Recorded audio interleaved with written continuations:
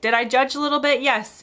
Did I get hit with the most amount of karma anyone could get hit by? Yes. Hi and welcome back to the Girl Gone London channel. If you're new here, my name is Kaylin. I'm a dual UK and American citizen living in the UK for over 10 years now. And today we're talking about some of the things I really did not expect when I first moved to the UK. Now, you could say I could have done more research, and that's true, but I was a 19-year-old embarking on a study abroad semester in the UK, and when you're 19, you're mostly just shocked by adult life in general and the fact that you're expected to somehow feed yourself, so you'll forgive me for not understanding every aspect of British culture before I moved here. First on my list is just how much British people swear as part of their general day-to-day vocabulary. I won't mention words on here because this is a family channel, but in the US, of course people swear. But in general, it's a lot more of like a Puritan style culture where a well-placed swear word means a lot and holds a ton of weight. In the UK, some people swear through every sentence and it's just part of how they talk. Words that are absolutely not cool to say in the US are totally fine to say in the UK. Obviously not around your grandma or like at a team meeting at work, but it's just a much different culture when it comes to swearing. Americans have a lot of different swear adjacent words that we would use instead of actually swearing, like gosh darn it, oh shoot. I love this example that I found from an article where an American said her grandmother used to say good night when something surprised or shocked her. We might say for gosh sakes, or fudge. You'd be laughed out of the UK for saying most of these things, and part of the reason is that UK culture associates colorful language with a sense of humor rather than being vulgar like Americans tend to think of it.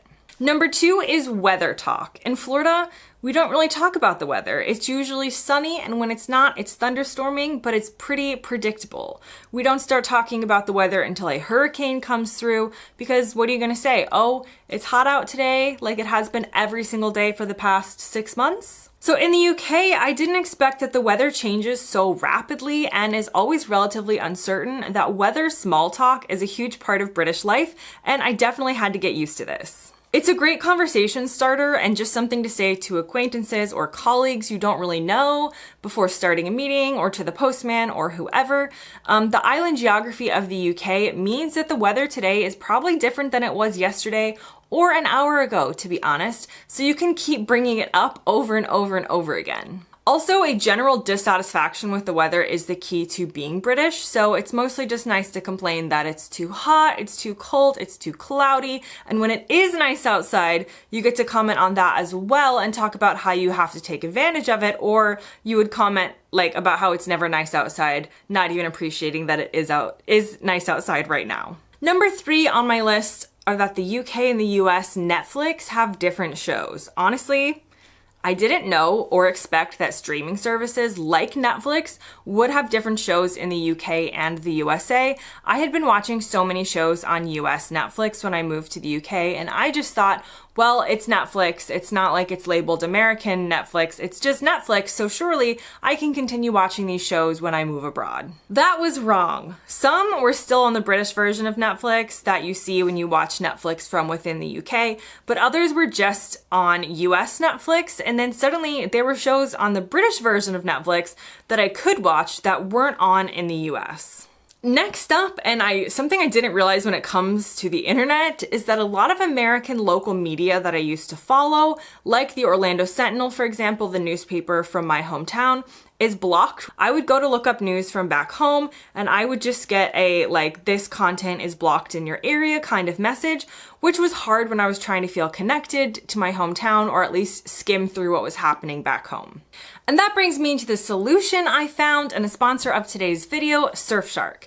Being from Florida, the words surf and shark would fill me with terror, but in my online life, they've been my best friend. Surfshark is a VPN, which stands for Virtual Private Network, but essentially it's a way to keep your internet activity private and encrypted, which also allows you, and this is key for me, to access and unblock websites and streaming services that aren't typically available in the country that you're in. For me, that's been the biggest benefit. I use Surfshark to help me uncensor the American content I want to watch from abroad, and I can do the same thing when I'm visiting America and want to watch my favorite UK shows. There are over 3,000 different servers, which means that you can apply the same concept no matter what country you're traveling to. And I'm gonna be honest here and say that one of my favorite movies of all time is Titanic, which is on US Netflix, but not UK Netflix, so you can bet I'm using Surfshark to fulfill all of my Leonardo DiCaprio viewing needs. Then there's the privacy aspect, obviously, which means that when I am traveling, especially in a lot of airports and train stations, I can retain my privacy online and browse without feeling like I'm being exposed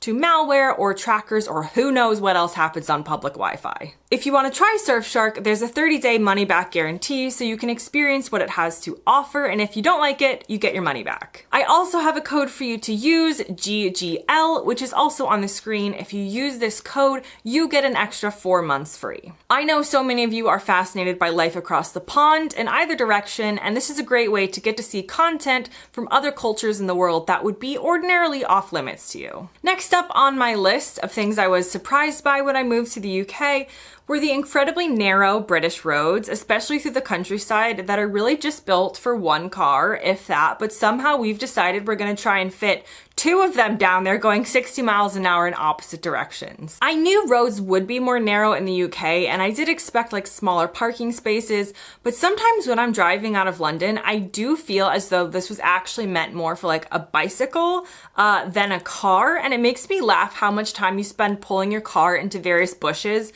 to let other people pass. This was an experience I never had in the US, living in Florida, which is mostly purpose-built with wide roads, so this was certainly a new experience for me. Next on my list was a lack of ice in drinks. So Americans love ice in their drinks. It's just the way it is. We always expect ice both at home and at restaurants, and we're quite famous for most of our fridges having these fantastic built-in ice machines. Culturally, to serve a drink without ice in America would definitely be out of the norm, and so when I moved to the UK, I was surprised that the ice in drink culture is not as strong here. A lot of times, whether you're being served a glass of water in someone's home or a drink at a restaurant, no ice can be the default. It's quite normal. Occasionally, you may be asked if you want ice, as people do usually have like a basic ice tray somewhere in the freezer that they can fit in, but they aren't obsessed with ice in the UK like we are in the US. And without watching 8 million YouTube videos of people like me first, I didn't know that when I first moved to the UK. Number 7, let's talk about friendly police in the UK. So the police force in the UK and the police force in the USA deserves an entirely different video, which we will do at some point. But typically in the US, the police scare me. Yes, they're there to help, and this is not even a comment on the larger political and cultural issues within the police force, but let's be honest, in America, the police have guns and they're just kind of intimidating. In the UK, the average policeman or woman just seems like way less intimidating. They smile a lot more and are definitely there to de-escalate rather than escalate, and most don't carry guns, which is weird to Americans, but it just creates a less threatening atmosphere when you're around them. The first time I encountered police officers in the UK in action, as it were, they're responding to a person with probably a mental health condition who kept yelling out of their window. The police were standing on the street trying to figure out what was happening and yelling back up at them to see how they could help. And they just seemed so nice and like I'd want to take them out for a cup of tea after they helped me out of a situation. The next thing on my list I was surprised by is that TJ Maxx is in the UK. It's just called TK Maxx. So one of the biggest brands and famous stores in the US is called TJ Maxx. It's where you can buy everything from clothes to home goods to stuff for your kitchen to toys. We love it, I love it, and I was surprised to find that it was also in the UK, except it's called TK Maxx here, not TJ Maxx. But it's the same brand and the same store, and when I tell you, my little candle-loving heart exploded when I learned this after moving to the UK. It was a good moment. And I feel like I'm gonna get comments saying like, you're so dumb. All you had to do was Google whether there was a TJ or TK Maxx in the UK before you moved here, to which I would respond, I was a little preoccupied trying to navigate visa issues, accommodation, public transportation within London, as well as making my flight. So I didn't research exactly where I was going to buy things for my house that I definitely need, but don't actually need. Now I've got 3 more things left on my list. Number 9, I was surprised by hay fever. I'd never experienced hay fever in the US before. I thought people who were allergic to grass there was just something wrong with them. I was like, why can't your immune system handle grass? That seems basic. Did I judge a little bit? Yes. Did I get hit with the most amount of karma anyone could get hit by? Yes.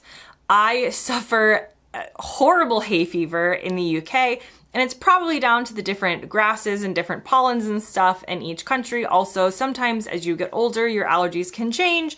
So, yeah, I was really surprised when I moved to the UK that suddenly I couldn't breathe between the months of like May and July. And that was a real shock to the system, which I'm still trying to figure out to this day.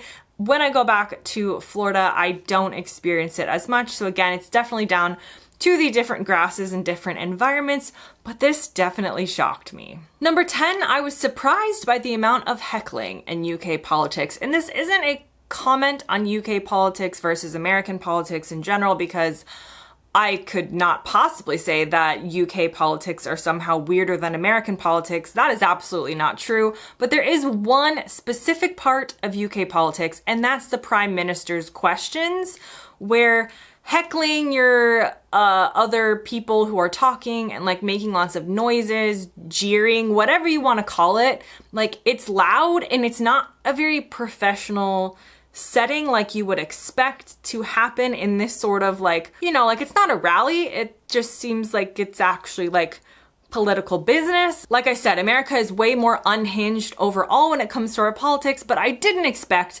that the British, who seem to be proper and reserved and whatever, would then be in the Prime Minister's questions yelling and like heckling the other politicians in the room. And number 11, the last thing on my list that surprised me, are the type of locks typically used in UK front doors. So typically in the UK, not all the time, but often there's a deadlock which locks behind you automatically when you close the door.